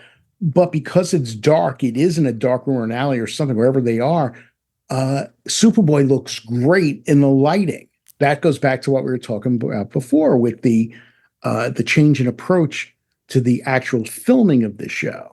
So I thought it was good. I mean, I thought there was a lot of really good stuff in that for an episode that obviously wasn't spending a lot of money to tell its story. Yeah, no, I mean, the fact that, that's the thing, even born out of budget limitations, it's like to play with the form and the structure the way that they did was really cool, right? Yeah, where again, it seems like Superboy has been killed in this kryptonite explosion on a boat. And then so you have all of these interviews with the suspects and people like Lana, and you're just getting all of these reactions, and it plays out like that. It's really fascinating. I mean, according to various trivia that you see, again, and I don't know what you came across in your interviews, but seemingly this was, again, meant to be the series finale and would have ended on a more ambiguous note about whether Superboy was alive or not. And then there was some intention to do TV movies where that's what I heard. I mean, that was new to me. Where did I hear that? Because I just heard that recently about the TV movies.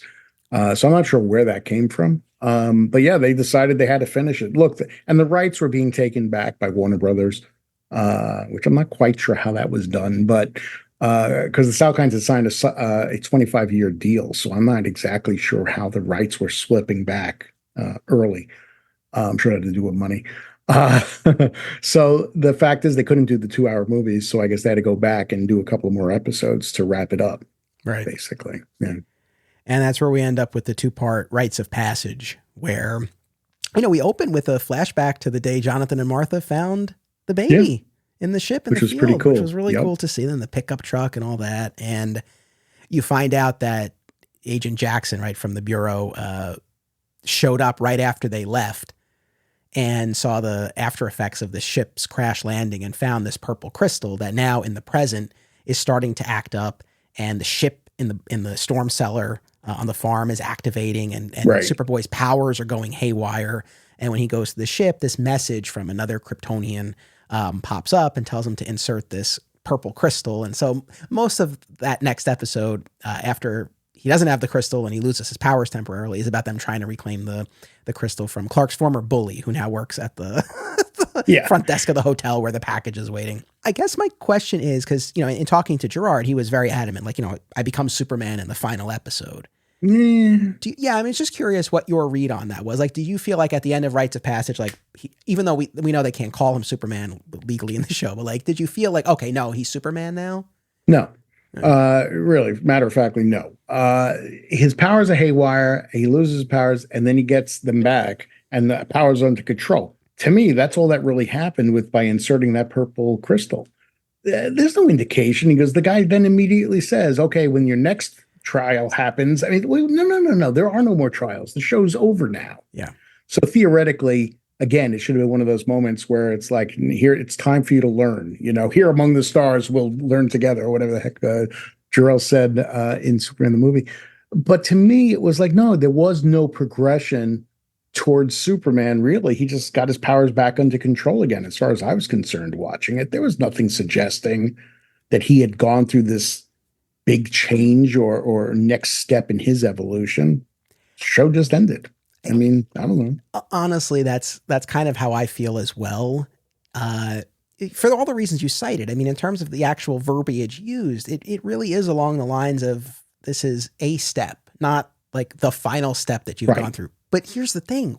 Why? Why wouldn't the show, even if they can't say he's Superman, again, like we're saying, just kind of put more of a stamp on it. It's odd to me if this, now is your 2-part series finale, make it more definitive. Yeah, absolutely. And that is the problem. The show basically just ends. I mean, that's really, as far as I'm concerned, the show just ended. And it's like, okay, now I'm going to go watch Lois and Clark the following season. That's where the S went. You follow the S to Lois and Clark. You follow the S to Lois and Clark. That's next. I have to go there.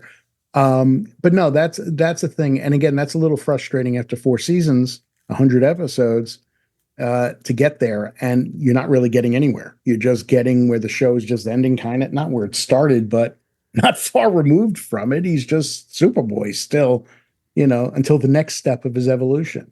It's on ABC in 1993. I don't know. It's just, it's unsatisfying if you're looking at it as an ending. As a 2-part episode, yeah, it was kind of interesting. It was pretty good. There's some really good moments in it, but not really any kind of conclusion as far as I'm concerned.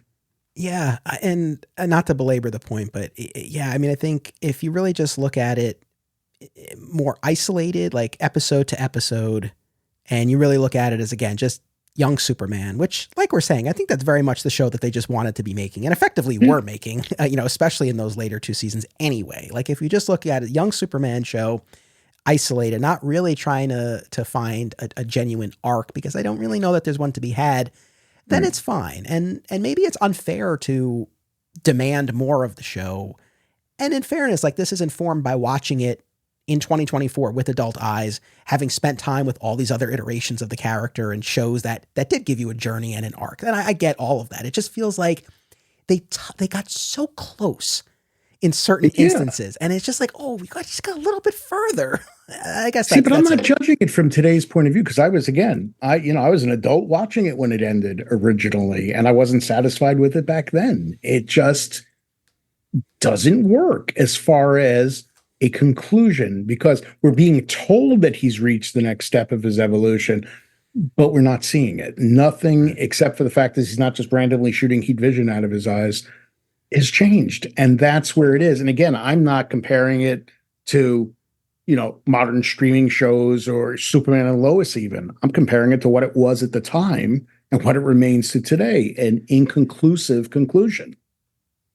No, it's fair. And I think this is, as much as I've really come around a lot to the idea of Superboy, of Clark as Superboy, looking at this show, I think, though, this does highlight one of those problems that I have had and do continue to have to an extent, of when he is that fully formed, fully fledged Superboy, there's just not a lot of places for him to go.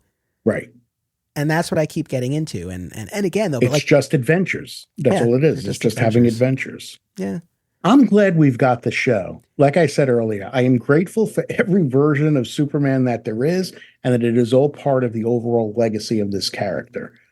So I'm delighted that we can go back and watch, even if you cherry pick the good episodes out of this show. Okay. But there are good episodes that cherry pick. I'd rather have this show than not have this series. Do you know what I mean? Absolutely. And in fairness, in our upcoming mixtapes, we're going to do an episode on Bizarro. And I would argue those Bizarro episodes are the best of the series. Absolutely. We're going to talk, and I know we've touched on it, the shift from Scott Wells to Sherman Howard. That was a recasting that was accounted for in story via plastic surgery. We're going to do a whole episode on Lex.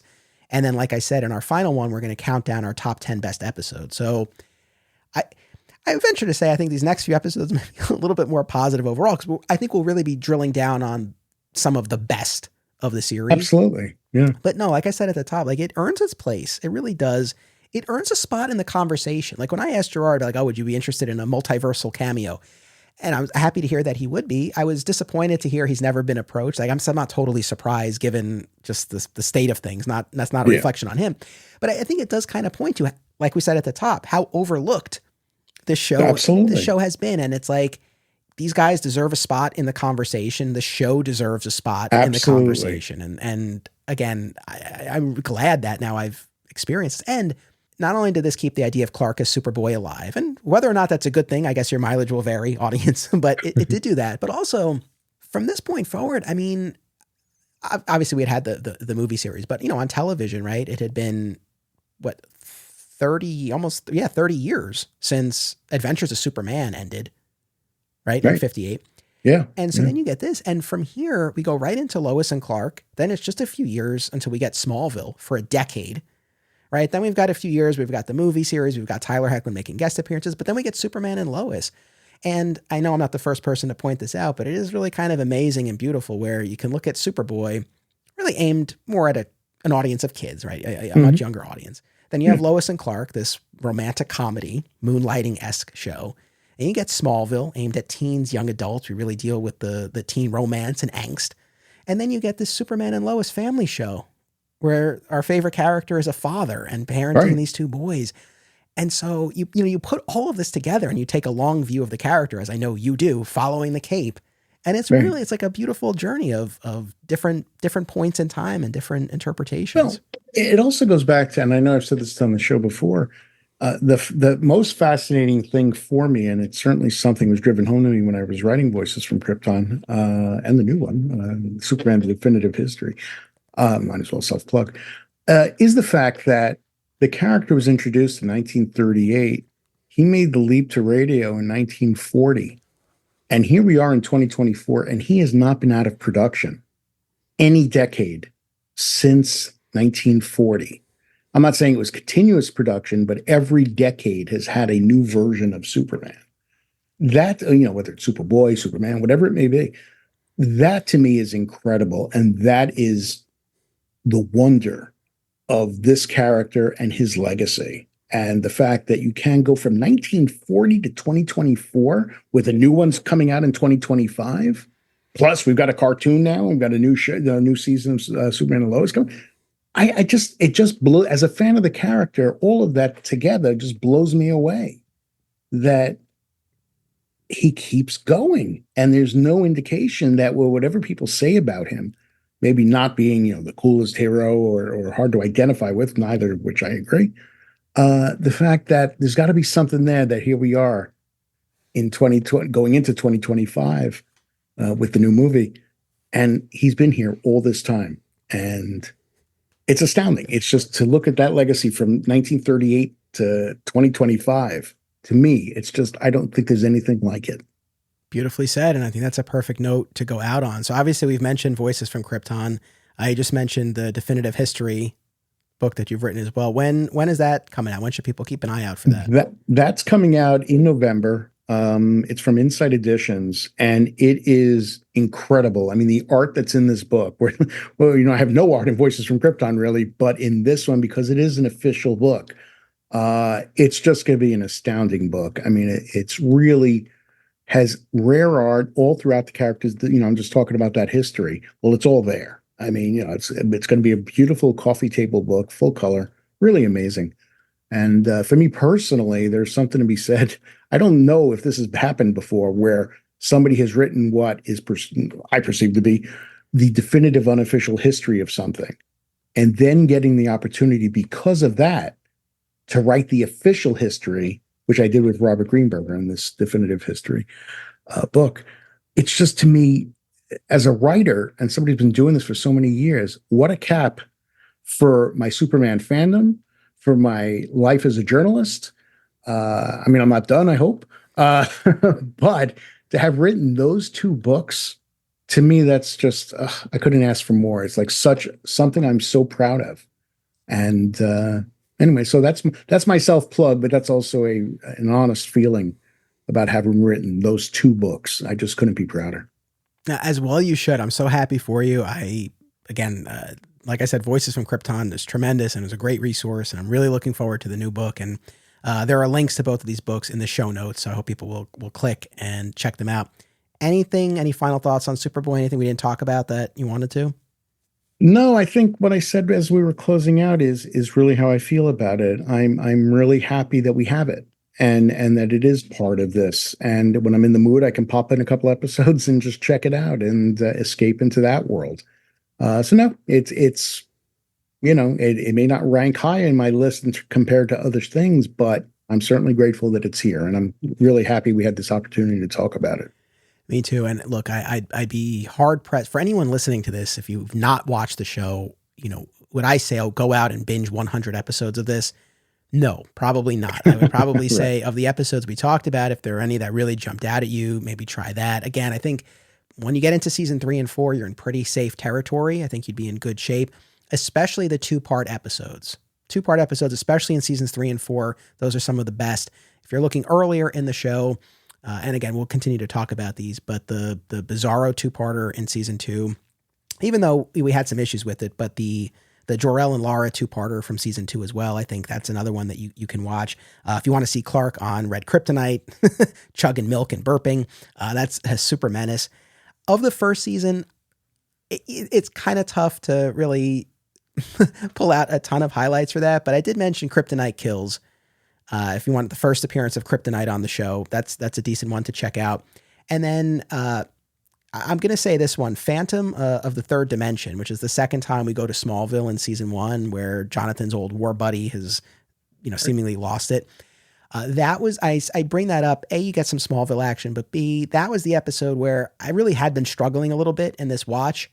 And that one just kind of worked for me. David Nutter directed it. And that was one that I was like, okay, like maybe there's something here. It was a little bit of a turning point for me in my watch. And then the end of season 1 and the beginning of season 2, which we're going to be talking about in one of our upcoming episodes, but that's where we get Lex going bald and then undergoing plastic surgery. Like that transition, the end of season 1 to the beginning of season 2, isn't necessarily the best of the show. I don't know if I'd go that far, but if you're looking for kind of what you quote unquote should watch to really get a good understanding of the overview of the show, that's kind of a key stretch, the last episode of season 1 and the first 2 of season 2. So I will leave you folks with that.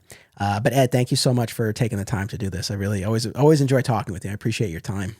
Thank you. And I really enjoy being here. So we're even. Audience, thank you for tuning in. Make sure you keep coming back for the rest of our Superboy TV mixtapes. It's going to be a lot of fun over these upcoming weeks. Until then, as always, it's about what you do. It's about action. Be sure to check out our sister podcast series, Another Exciting Episode in the Adventures of Superman, an episode-by-episode breakdown of the classic George Reeves television show, available wherever you get podcasts. Please join us on social media, become a patron, and subscribe, rate, and review today. Links are in the show notes. Thank you all.